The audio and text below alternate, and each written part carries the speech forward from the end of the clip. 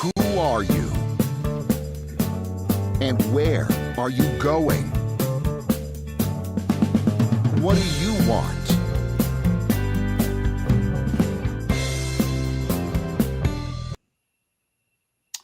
Hello and welcome to Trust and Estates Weekly.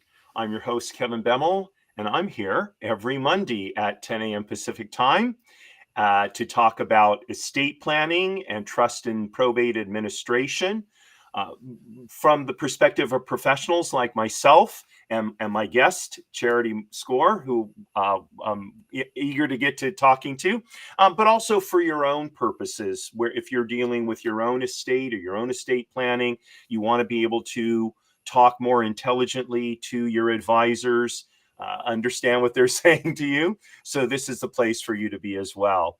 So I'm really excited to have Charity Skore on the show today. Charity is an escrow officer with Granite Escrow in Beverly Hills, and I don't want to embarrass her too much at the beginning of the show here, but she is a hearkening back to what escrow officers how they used to work back when I first started my real estate career. Charity, I don't think, was born when that happened, but this is back in the it would have been kind of the mid 1980s. And I've been trying to remember her name because I dealt with pretty much the same escrow officer for 90% of the escrows I did. And she was just, I'm telling you, she was on it. I learned so much from dealing with her.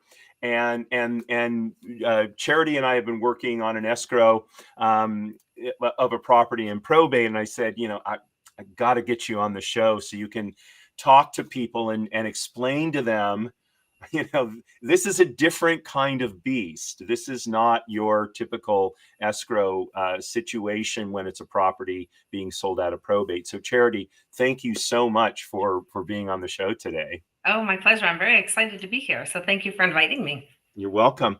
So before we get into kind of, the meat of our topic, please, tell the viewers, listeners, just a little bit about your background so they can understand, who you are, what your experience is, and they can understand, what it is to be an escrow officer who's, in the top, 1% of the pack.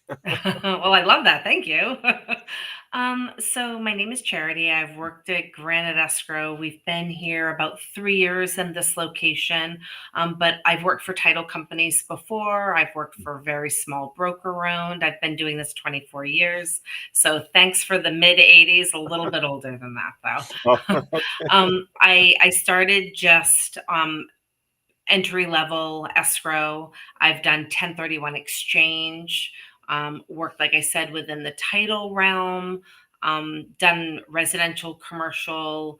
I've also done track sale out. So kind of dipped my toes into a lot of the different parts of escrow, kind of found where I think my lane best suits, and now just having fun and thriving.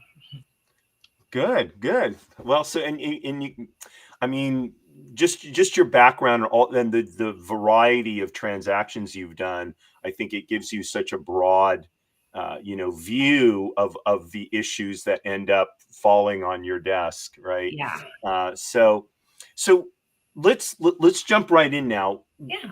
Talk, if you would. Well, first of all, for people, in some states they don't have escrows. They still do, face-to-face closings, right? Mhm. So talk for a couple of minutes, if you would. What is an escrow? What does it do? So that people they have an understanding of that, that in the process. Absolutely. So our country is broken up into three main, what I'm going to say, escrow or settlement services divisions.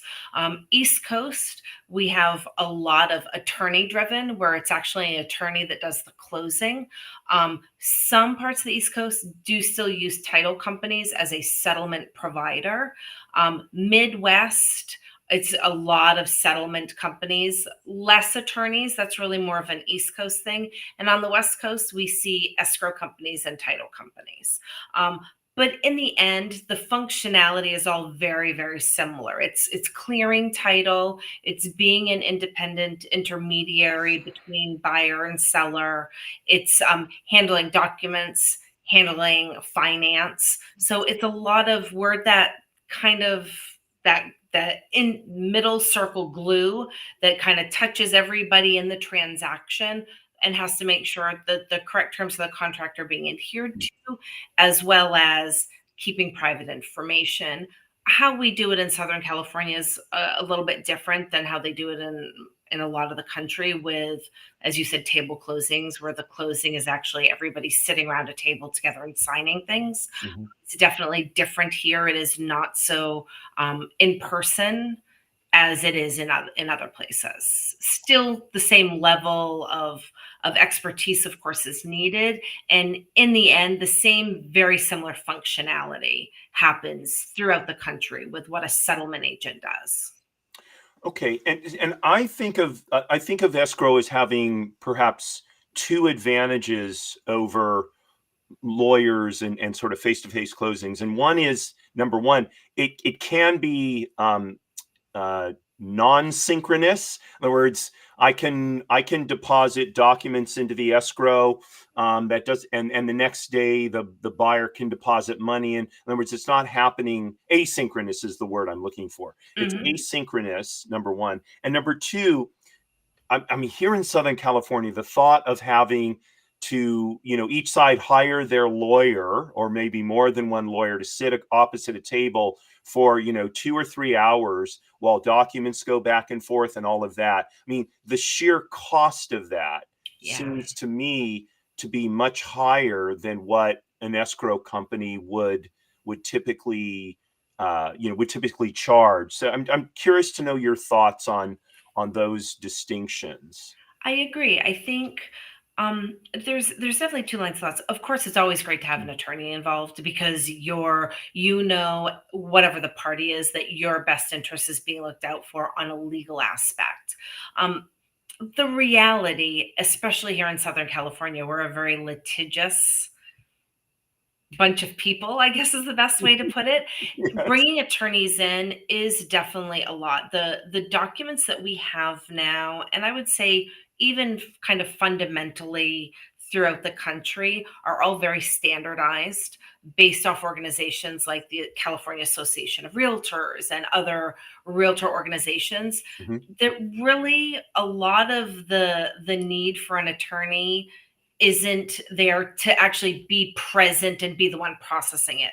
It's never, of course, a bad idea to have an attorney look out for what you're doing because then you know your needs are met. But to bring in real estate agents, attorneys all together, and not every transaction is smooth. Not every transaction, buyer and seller get along. So throwing them in ultimately a cage match at the end where nobody has to sign if somebody doesn't like the way somebody looked at them doesn't seem very practical. We also here in Southern California are super strict with privacy policy. I'm very Mm, careful with my communication. It's very easy for even just a wrong person to be on an email. So to have people in the room, if something starts getting disclosed that is not relevant to one party, it could potentially be an issue. So mhm, for that, I like it separate. But also, everybody has real lives. Like to tell you that you need to come into my office in Beverly Hills in California, SoCal, where we have huge traffic, it could be 2 hours for somebody to get here. That's just not necessarily realistic for the climate that we live in anymore. mhm. Yeah, yeah. I think your description of a closing as a cage match. I mean, I think that's very, very, very apt, right? And it's as I would love to see the statistics on how many face-to-face closings actually close versus fall apart at Mhm. that point because now everybody's in the room and the kind of Yeah. the pressure is on, right? But Somebody wants that $300 for the steps that somebody didn't agree to or something. It can, if you're not signing, you're not signing. To have all of that at the end seems like an easy way to create problems at the end. Yeah, for sure, for sure.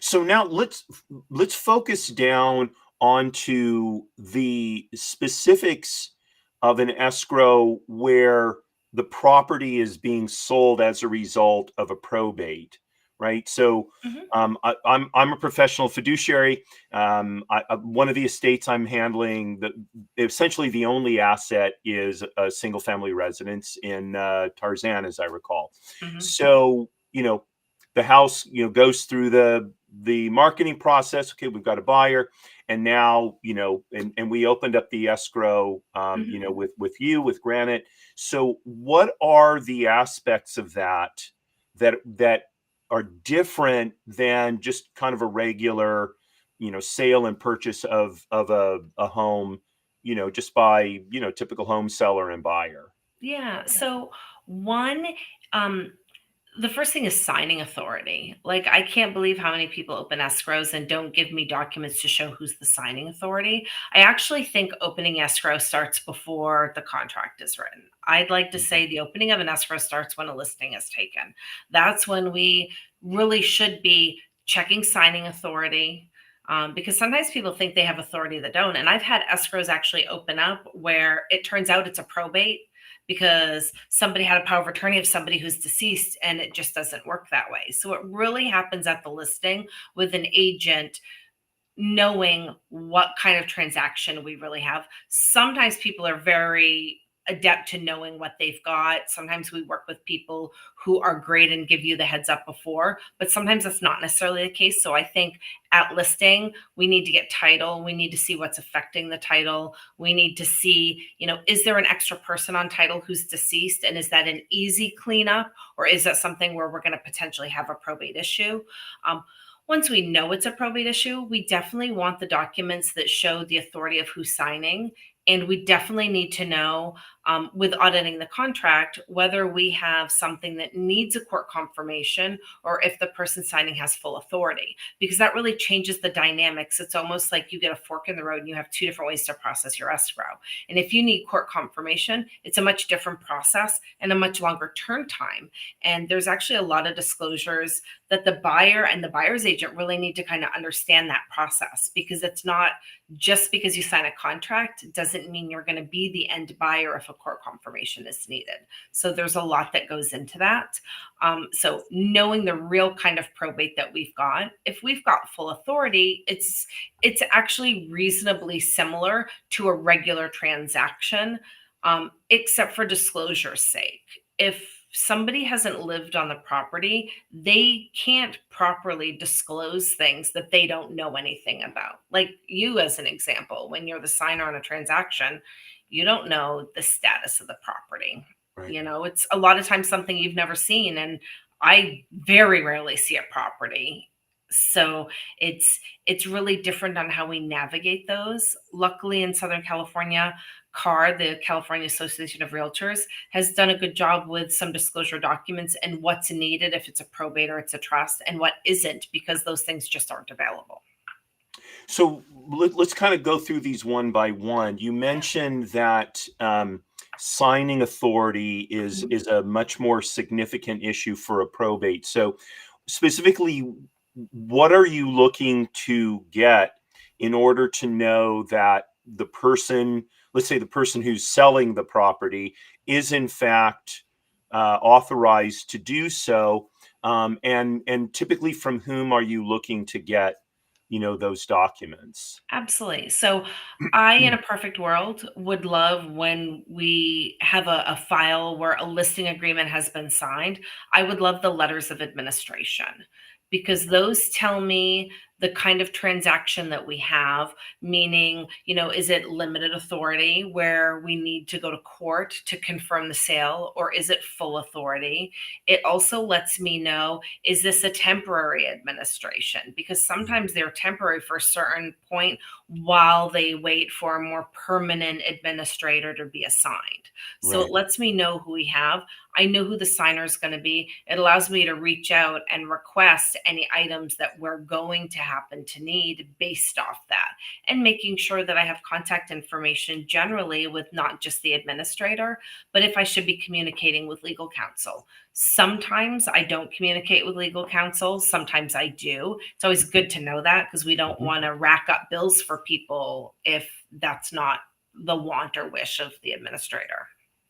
And so, and correct me if I'm wrong, are you saying that the listing agent, the listing real estate agent, well, hopefully would provide you with kind of a listing package that would include letters of administration or letters of special administration or whatever it is, it gives the authority of the individual to act on behalf of the estate? Is that where you're? That's preferable. And the agents that I work with that do a lot of business, that's generally what they do, is they give me the letters, or they give me the information for the administrator so I can reach out and request those copies.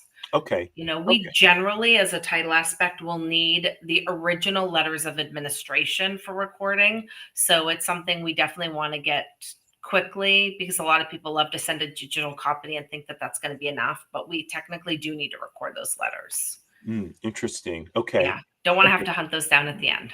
Right. And you don't, I presumably you also don't want to have to be, downloading documents from the court's website and that kind of stuff. Yeah, no. And actually we from an escrow standpoint, we do not.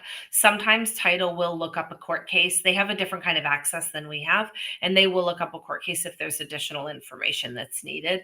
But again, here in California, title and escrow are separate, or at least in Southern California. Northern California is a bit more together. So title would definitely handle that if documents were needed. But I've got a checklist where I'm asking for all those things and I'm calendaring them, because we just don't want a last minute problem. And that's what we're trying to avoid. Okay. So it really starts with making sure that, and it's interesting. I will say I was involved in another situation. This was a trust situation where there were two co-trustees, and the listing agent just took it for granted that one co-trustee could list the property for sale, and that was sufficient. And the property got all the way to the point where there was an offer, and it wasn't until that point that the agent, I don't know, either realized or thought she needed to contact the other co-trustee to say, hey, I need you to sign this, this sales contract. And the co-trustee basically said, I didn't even know the house was listed.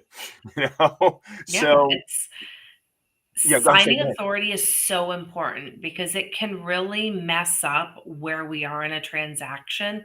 And if we're talking about the whole transaction, which I see, it may not necessarily affect the listing agent so much, but what if the buyer locked the rate? What if that other trustee is in another country? There's a lot that comes to that. So knowing who your parties are, your true parties. I have a commercial transaction that I just received in, and the first thing I did with auditing is, can I have your entity documents? And they're like, we'll give those to you later. Oh, I don't like that answer. I just want to make sure that what I have is right. Because just because it's what you told me, not only could I have questions, but the title company could too. And then we've got everything drafted incorrectly. Right. Okay. We're going to take a sponsor break. We'll be right back. When life brings unexpected changes, managing inherited property shouldn't add to your stress. Magnum Properties specializes in probate and trust real estate management. We handle the complexities while you focus on what matters most.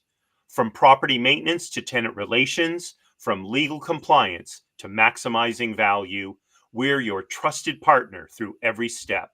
Magnum Properties, Inc., turning property challenges into peace of mind. Call us today at 213-264-4396 or visit magnumprops.com. So this is Trust and Estates Weekly. I'm the host, Kevin Bemmel, and my guest is Charity Skore, who is an escrow officer with Granite Escrow in Beverly Hills. And Charity and I have been talking about the special considerations in escrow relating to a property being sold as a result of a probate. So we were just talking about the need to make sure that the people with whom Charity is dealing, in fact, have the authority to actually, sign documents to sell the property, etc. So Charity, you've mentioned a couple of times here full authority versus limited authority and confirmation of sale. Talk, if you would, about well, actually, before we get to that part, talk about the differences in disclosures. And I know you and I are working on one that is, it seems on the one hand so trivial, but it just, it's a reality of dealing with the transaction. So this is a real it's truly an issue for properties being sold out of probate, and one that can frankly consume a lot of extra time, and in the case of the situation we have, legal fees. So Yeah. talk with you what about the disclosure side of things. So, from an escrow standpoint, there's very few disclosures that I actually require. Luckily, the agent works on most of those things, but we do have instances where there are mandatory city reports and/or city inspections, and those, as a probate, can definitely come into an issue. So within the city of Los Angeles, there is a city report where there is a declaration under penalty of perjury that needs to be answered. And it's asking questions like, is the house retrofitted? Are there security cameras, lights and locks, low flush, things like that. But one of the things is protected trees. And most people, even who are homeowners, I don't know what trees are protected. Like, this is something I have to facilitate, but I don't actually know what the protected trees are. And the document doesn't tell you, it just says protected trees. So you need to know what that is. Like I said, most homeowners don't. So how is an administrator supposed to? And they're signing this under penalty of perjury and potentially putting the estate at a risk if something is incorrect. Now, it's my understanding there are no 593 police that go out and check it, but still there is a fiduciary responsibility to make sure that the information you're providing and requesting is correct. So this is kind of a newer requirement that we have in the city of Los Angeles. And so what we ended up having to do is have our local retrofitters come up with a solution for us, because they go and double check all the retrofit requirements for the city, but they are not arborists and don't have the ability to give that info, nor did they even know that the application for the city report changed. So I was able to reach out to one of them. They now are contracting with an arborist so they can handle that if it's needed. And I've had a couple requests, and at one point it's like, I just don't know anybody. So when you don't know anybody, you just find somebody. And now luckily it's a service, but it's a service that takes time. There's now another inspection that's needed if somebody doesn't know the trees. You have to get somebody on that property, which isn't always easy. And that's just city of Los Angeles. But we have lots of properties or lots of cities locally that require city inspections to make sure that all the work that on the property is permitted. And we know that a lot of times people don't always get the right permits that they need. So when the city is coming to do an inspection, then that opens up another can of worms with what happens with work that needs to be fixed. What was disclosed in the contract? What do people know? And now that it isn't disclosed, what happens at this point with where we go? And it's just something that takes time. Again, we need to make sure that there's access. There isn't always access. We're not talking about a seller who lives on the property and can just arrange an inspection and open up their front door. That's not the case in these transactions. Right. So that's a huge extra step that needs to be handled and isn't always easy. And a lot of times probate houses have not always had the work done that is needed. A lot of them do, but sometimes they don't. Right.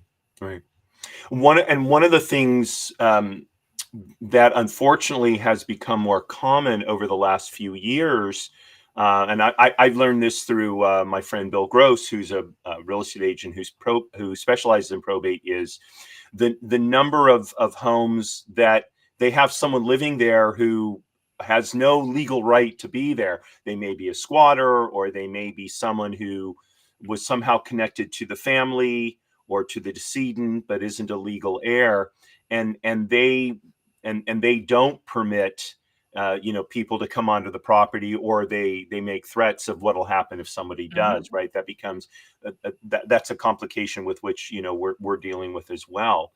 Yes. And so one of the and just going back to your example about the LA disclosure requirement, and correct me if I'm wrong about this. Some of the disclosures that the seller is required to make can be waived by the buyer, but others can't. So It's not that the disclosure can be waived, it's the responsibility if work needs to be done. And most of that oh, has to do with retrofit. So the city of Los Angeles has retrofit requirement for low flush toilets and flat and shower heads.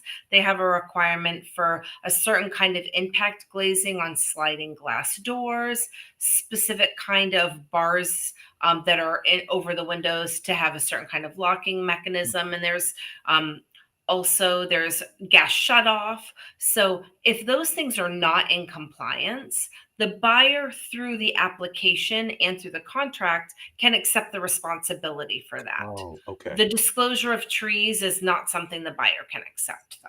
It is a disclosure that the seller is required to make. And that is a new requirement within the last year or two. They recently changed that application to make it mandatory for all protected trees. Before it was just oak trees, and now it's all protected trees. Interesting. And I And don't know what's protected and what's not. I don't either. And in fact, I tried to do a little, I not tried, I did a little research on it, and I could not get a clear answer Yeah. about that. So, and it is, I wanted to sort of put a period on a point you made, and that is, whether someone is a professional fiduciary like me, or whether it's, say, a family member who has been appointed to administer an estate.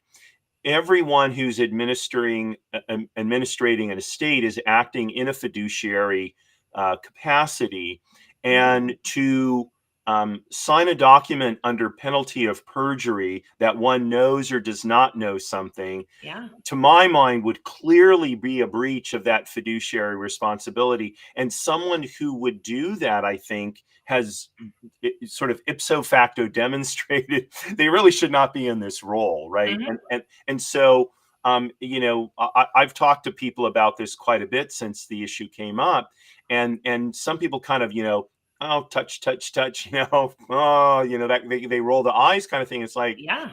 but this is the responsibility that an administrator carries, and why would you want someone who would be cavalier with that, any more than you would want an escrow agent who would be cavalier about the position of neutrality they're required to maintain? Mhm. It's hard because 99.9% of the times it's not going to be a problem. But what happens if there is an issue where there are trees that shouldn't be there? The buyer takes on an expense post closing and decides they want to sue. It can happen. Mhm. You can't guarantee what anybody's going to do when the problem arises later. Well, too, and I think that if a home is being sold with the idea that the current, house is going to be knocked down and they're going to rebuild, if there are protected trees on the site, so then can they be moved? Can they be torn out? And if that were to disrupt the redevelopment plans of the property, and it wasn't properly disclosed, I think the buyer would be justified in, Yeah. taking umbrage about that. So, Absolutely. And I mean, anybody can sue for anything, the reality, but why, especially if there's a means to an end to fix the problem? It mhm, was as easy as calling a retrofitter saying, hey, this requirement has changed. Do you know anybody? This would be an extra service that you guys could provide. Right. You don't even know about being able to provide an extra service if you don't know it's there. And the retrofitters are not the ones who order the report, so they weren't even aware that the application requirement and language had changed. So all around, it provides an extra service, not just for our probate clients, but for any client who doesn't necessarily know what the protected trees are. Right, right. I would imagine to, real estate agents as well, anyone involved in these transactions, right? Yeah. So let's move on to then what I mentioned a few minutes ago, and that is this idea of partial authority versus full authority, where the sale of real estate could require court confirmation. Talk to us about that, and how that potentially impacts a sale, and how that impacts what you're doing in handling the escrow of the transaction. Absolutely. So from an escrow standpoint, my number one goal is for us to close our transactions on time. So it's very important for me to keep a calendar of where we are on dates and when things need to happen that have to happen. Monitoring city reports, contingency dates, close of escrow dates. But before we can do things like close the escrow, we need loan documents, we need other things, and those also have dates and timelines. So we're really organizing not just one person's timeline, but the timelines of the lender, of the buyer, of the seller, people on vacation, when people can sign, when they can't. And when we're dealing with an administrator with full authority, it's much easier because our close of escrow date can be our close of escrow date. And Mhm. we're not depending on other performances from outside parties of our transaction. However, when we have a situation where we have a limited authority, what that requires is a court confirmation. Court confirmation requires filing of documents. It requires of obtaining a court date. And right now, the courts are so busy. Requesting a court date is not something where you see it next week. We're looking 3 to 6 weeks at times, depending on the jurisdiction of the case, depending on particulars of the case. Then, after there's a court confirmation, documents need to be filed by the attorney for us to actually get that original court order, or order of confirmation. The way the contract is written on a probate contract within CAR is once escrow's in receipt of that original order confirming sale, generally people have about 10 days to close. But I have seen times where I get that order confirming sale within a few days, and I've seen times where it takes me 2 weeks. So if we're talking about an all cash transaction, we've got a little bit more wiggle room. We can move those dates based off when we receive court confirmation or when the court date is. We can move those dates. But if we're talking about a file where the buyer has a lender, we're then dealing with rate lock issues with that lender. So the communication is a lot extra in making sure they're not locking their rate too early or too late, and knowing and being really on top of what does a transaction really look like, as well as until that court sale date, our transaction is really still kind of a tentative transaction, because at that court date, it doesn't necessarily mean our end buyer is going to be the same person who's written a contract, depending on how that court date goes. And I think a lot of people go into it not knowing that. And I think that that's something that's really important to educate, especially people who are representing buyers. So they have a realistic expectation for their buyer and what an escrow really looks like when we have a court date. Right, right. And again, correct me if I'm wrong. My understanding is if there is an overbid situation at a court confirmation hearing, Mhm. in essence, the overbidder takes over the position of the previous buyer. It's almost as if the contract is assigned to them, as opposed to there's a whole brand new contract written, and in essence there's a novation of the previous contract with the new one. So um, talk, if you would, about that process in escrow where, in essence, the new buyer is sort of taking over the position of the previous buyer. How does that affect, all the documents that have been previously signed and the whole process that's gone on before that?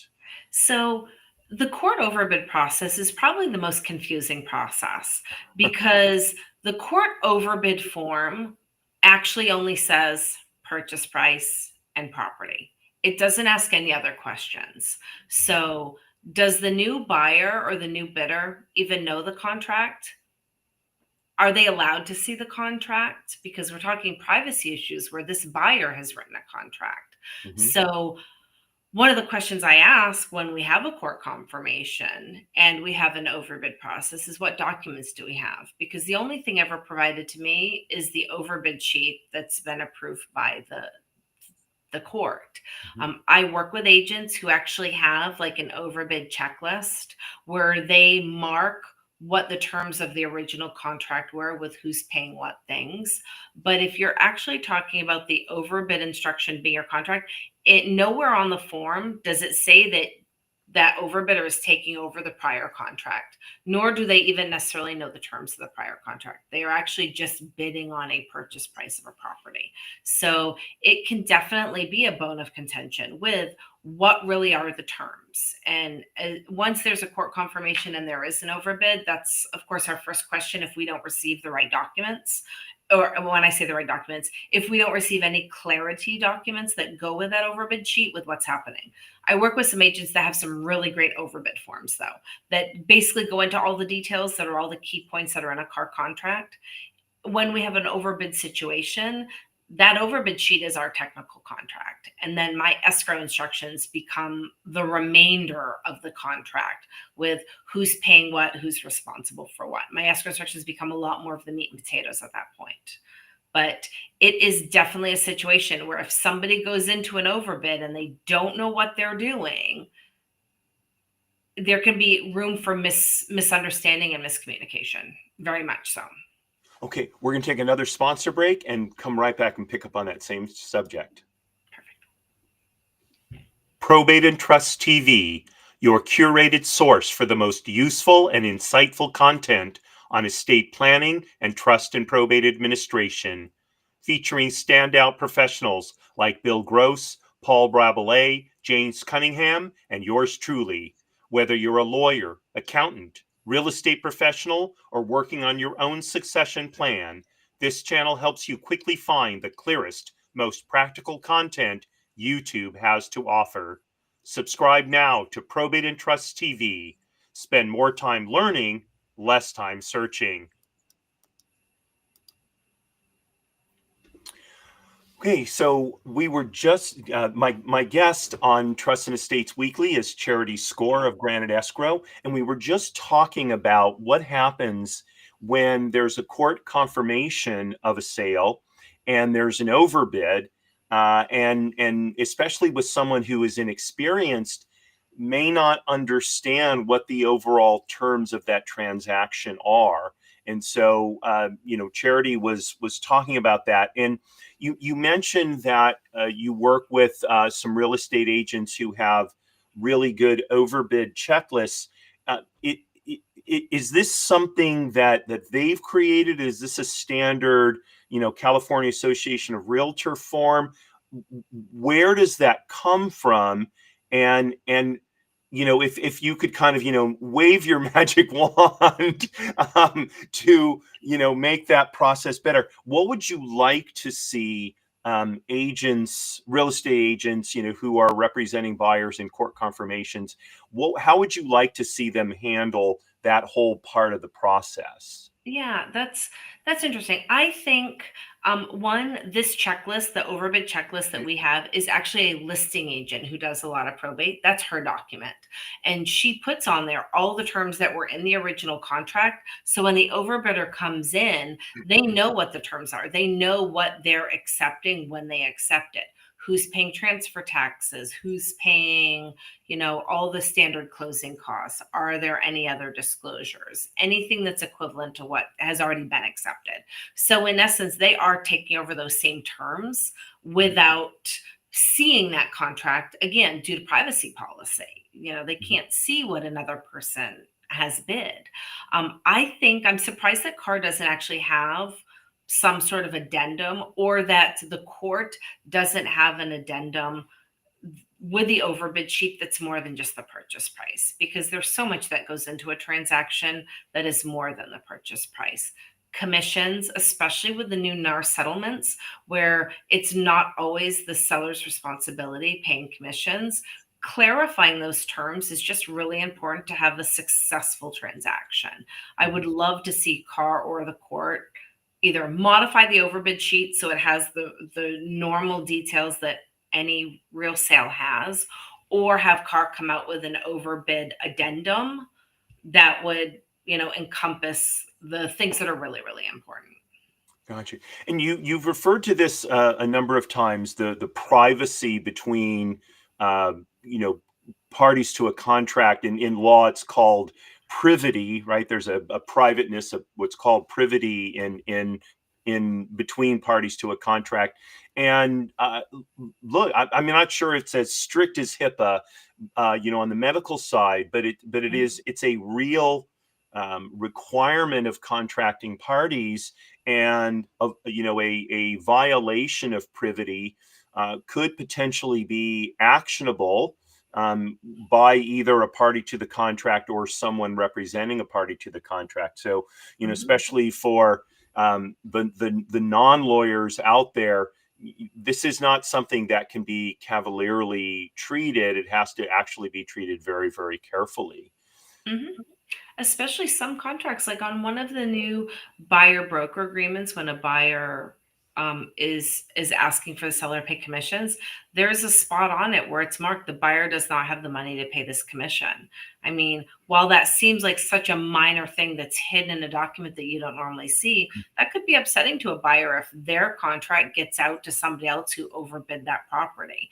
I certainly don't want that happening on my watch, where somebody can come back to me and say that I've released private information. I take that very seriously, Mhm. but it's something that needs to be clarified. That way, correct information goes to who it needs to go to, and everybody else's information stays private. And another point that you raised that is so interesting is one would think that the courts would have developed a more sophisticated process for this.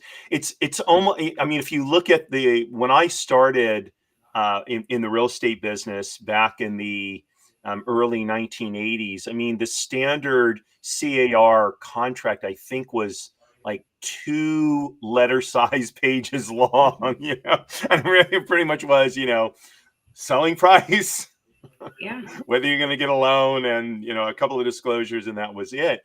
And now I think the standard CAR agreement is what, 20 legal size pages or something. It shows you not just how much more complex these transactions are, but also how much more seriously people take them, as the value of even just a regular single family residence in Yeah. California has increased. So It's a lot of money.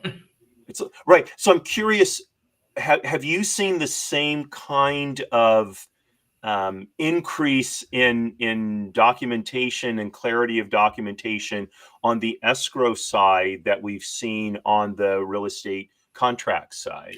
Yeah, there definitely is. There's lots of disclosures, and it's not just the contract that's changed, but what is required of escrow has changed a lot, especially when it comes to taxation and needing to have taxes or tax documents in place for foreign persons, federally and state, for state required withholdings. There's a lot more documentation in place. So not only do we need to process those documents that go to those regulatory agencies, but then we have to also process all the disclosures where, hey, this information needs to be disclosed to these parties, and explaining to these parties what these documents really mean. There's so much more with affiliated business disclosures now that need to be done. A one-page escrow instruction, our escrow instruction with our general provisions, I believe, is 9 pages now. So, Wow. all these disclosures come from litigation, and that litigation doesn't just hit the real estate agents, it hits the title companies, it hits the escrow companies. So the amount of disclosure for everybody, kind of as a CYA, has become really huge. And as much as most of it, not that it doesn't mean anything, but it's become very boilerplate, it's really important to know what it means.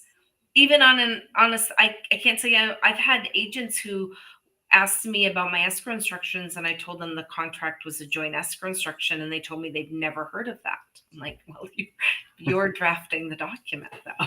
Like, you should know the name. So we do things just because this is what we do. This is the document that we use, not always with a why, or have you read your full document to know what that really means. I mean, it's a great point because I mentioned my friend Bill Gross once before.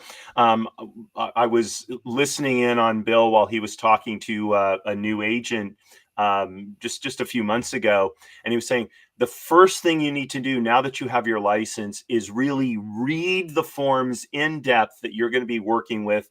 That's perhaps the most important tool in your kit, is to understand those forms so you can properly advise, prospective clients or clients, and really understand a transaction. So I don't think agents realize under California contract law, the writer of the contract is the one who's required to be knowledgeable about what you're writing. So a buyer is the one who makes an offer. So if you as a buyer's agent are writing a contract and you miss details, that falls on your side. I had a situation once where the buyer's agent was their dad, who did maybe one deal every couple of years and wrote in an early release, but didn't realize that that meant that their money was being released, even though that was written in, and accepted it. And you wrote in for that and you don't know what that means. Luckily, it's your child's transaction. So if something really went wrong, you would have had to take it up at Thanksgiving dinner more than a court case. But still, it is very important to know what documents you're drafting and what's in them. for sure. So another question, and this doesn't necessarily relate just to probate, but perhaps you can shed some light on the use of e-signing with respect to escrow, because my experience is a number of escrow companies just seem just the contracting in general has gone to e-signing over the last few years. It's so much more convenient. Again, it doesn't require multiple counterparts the way we used to do it. Parties don't have to show up in person anywhere, so it's very, very convenient. But I've noticed that there are some escrow companies that have been very resistant to adopting this new technology. So talk for a couple of minutes, if you would, about how you see e-signing within the escrow world, kind of in general, and if there are aspects of it specific to probate, that as well. So I think when we talk e-signing and people wanting hard copy signed, I think that that's really more of a personal preference of escrow officer. I think we have three kinds of escrow officers in this world now. We have people who have been doing it a zillion years, and their way is the way because that's the way that they've always done it. And I get that. That's not a very warm and fuzzy customer service related thing. California law allows digital signing. So to say no, we don't seems not very service oriented. We have people who do e-sign, kind of depends. We have some people who will only do e-sign. I think it really ends up being what best suits the customer. There's no reason not to digitally e-sign documents.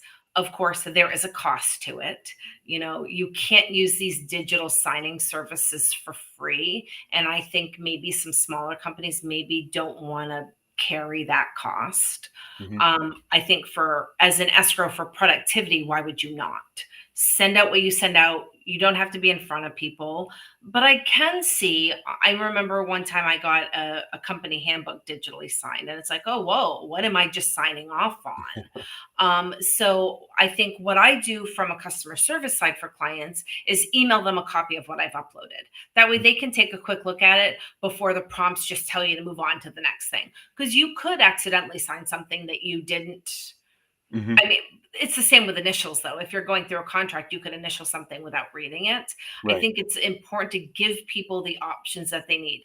There are still some clients who don't want to do things digitally, and they shouldn't be made to. Hmm. And there are some people who want to do it digitally, and they should be allowed to. Um, Legally, there's nothing against being able to do that, so it's well within the law. And but I do think really it more kind of depends on the escrow officer's wants Hmm. in how they process their files. Gotcha.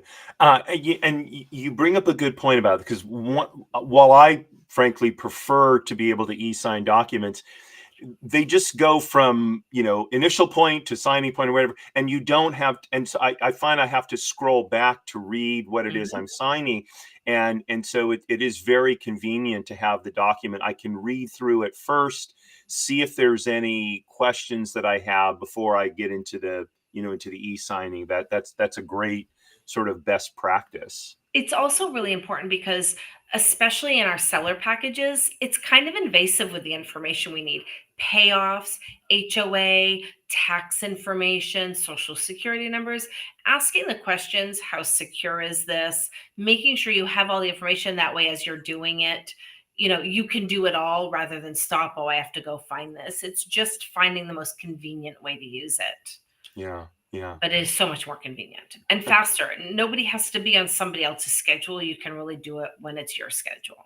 Yeah, yeah, and I know for me too, it's much more convenient to like take a chunk of time out of my day when I'm going to go through all the documents, can be Mhm. focused on them rather than oh, one comes in and break away and refocus and all of that. So And who needs all those extra alerts in your email too?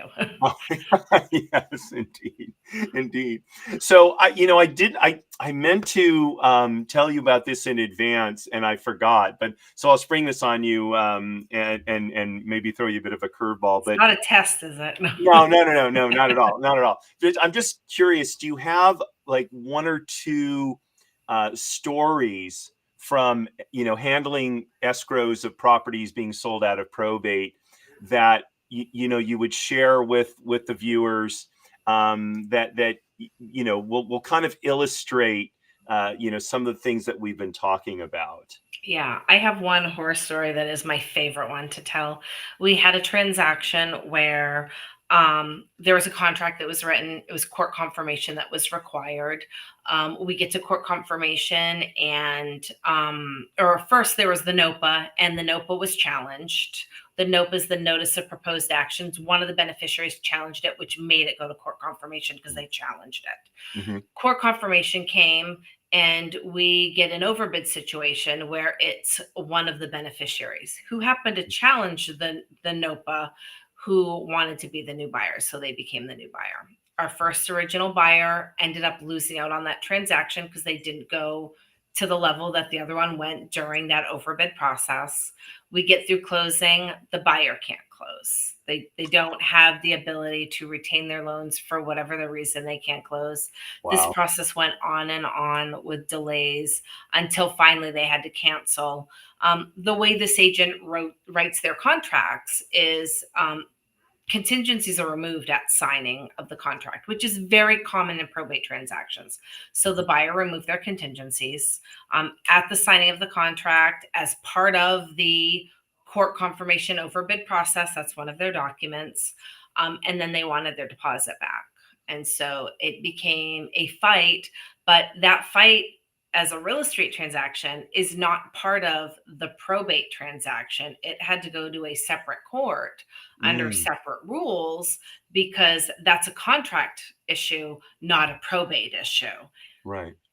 But she's still one of the beneficiaries. She was one of the beneficiaries of the estate. So in the end, that deposit, she would end up getting it back. I mean, there's more than one beneficiary, but in the end, the court ordered that the deposit was part of the estate. It went to the estate. Then we had a new process of a new contract, a new court confirmation before we closed the transaction. Wow. It was fun. I still get calls from that lady too. So did you? When am I going to get my deposit back? Because she ended up getting part of the deposit back. Uh-huh. And it's like, your check cashed on this day. Yeah. And did you have to put the deposit into interpleader or No. no? So the probate court just ordered you to turn it over to the administrator, or? No, the probate, there was a lawsuit filed from the beneficiary to the estate to get her deposit back. It actually went to court, and I believe they ended up settling in court for Okay. like a 50-50 split. But Gotcha. yeah, but then you Wow. can't move on Yeah. until that's satisfied. We ended up getting it under contract again, and we just had to wait until, it was just a mess. Yeah, I believe That's it. the problem. The downfall with probate is it's emotional. It's somebody has lost a loved one, whether there's an administrator who's dealing with the emotions of beneficiaries. But unfortunately, the loss of a loved one brings out the worst side of family members. And there is so much bickering independently that has nothing to do with the actual probate process. But as an agent, you need to be prepared for it. As a fiduciary, you have to be prepared for it. People do not act rational when, one, they have an opportunity to come into money, or two, when they're in a grieving process and they want grandma's china. It's really very interesting. I mean, and it is. I think there's a third case where they see an opportunity to settle an old score, right? Yeah. Something. Interestingly enough, just this morning, I was appointed to administrate an estate. The appointment process, just of appointing an administrator, has been going on for a year. It's crazy. It's just crazy.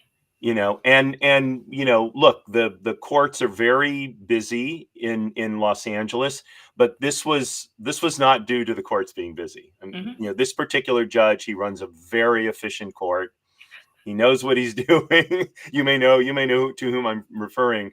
It was just, there were old scores to settle, and they were all being brought out. And the laws of filing documentation and their turn times and wait times, they have to be adhered to. And it's a great way to throw a wrench in something just to make things more difficult. Absolutely. Grace and kindness. We all need grace and kindness to let little stuff. I agree with you 100%. Well, Charity, thank you so much for coming on Trust and Estates Weekly and talking about escrow.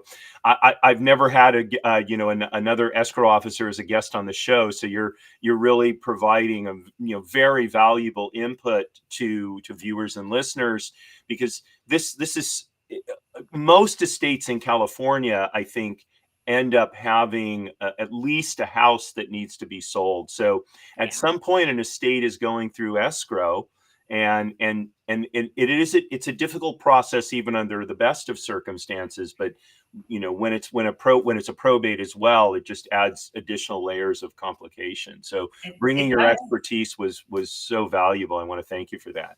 I'm glad to help. It was a lot of fun. Thank you for having me. You're welcome. So I'm going to have you, if you don't mind, sit tight for just a couple of minutes. I'm going to do a quick wrap up here, and then we can talk offline. So thank you very much for joining us today. I know I saw we had some live viewers, which is always fun. I hope you enjoyed the show.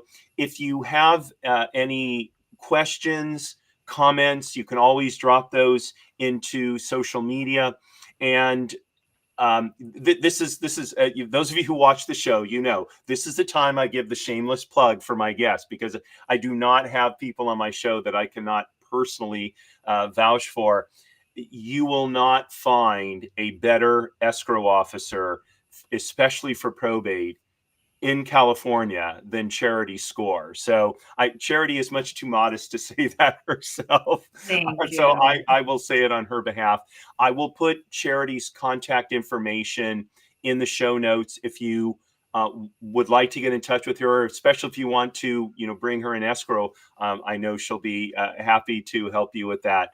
But honestly, I've dealt with a number of escrow holders over the last couple of years, and you just will not find anyone better than Charity. So I commend her to you. Real quickly, then, wrapping up, tomorrow at 10 a.m. Pacific time, Tuesday, is my show, Business Lessons from the Military. And you're probably expecting me to tell you what the topic is, because I usually do.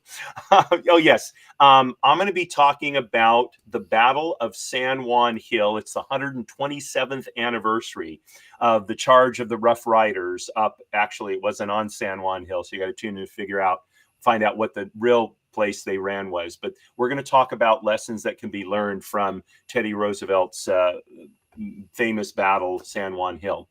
And then on Wednesday at 10 a.m. Pacific time is my show, People Making Money. And I'm going to be talking about lifestyle creep. So if you don't know what that is, you may be experiencing it and not realizing it, but it can be insidious and can really harm your long-time financial well-being. And then on Thursday at 5 p.m. is my every other week show, Jiggers' Place. We're going to sit back, have a cocktail, and talk about etiquette. Yes, you will hear the name Emily Post, one of my favorite authors. And etiquette is not what someone I know once told me, a way for snooty upper class people to put lower class people down. If that's what you think etiquette is about, you need to tune in. That is the opposite of what etiquette is all about. And then finally, a special edition of the Way to Wow shows on Friday, Independence Day, 10 a.m. Pacific time. We're going to celebrate the 4th of July together. So lots of shows this week. I hope you'll tune in again. Charity, one last thank you before we sign off. Really a treat to have you on the show. And as I signing off, as I always do, Marie, darling, you are my belle. Courage at all times, my friends.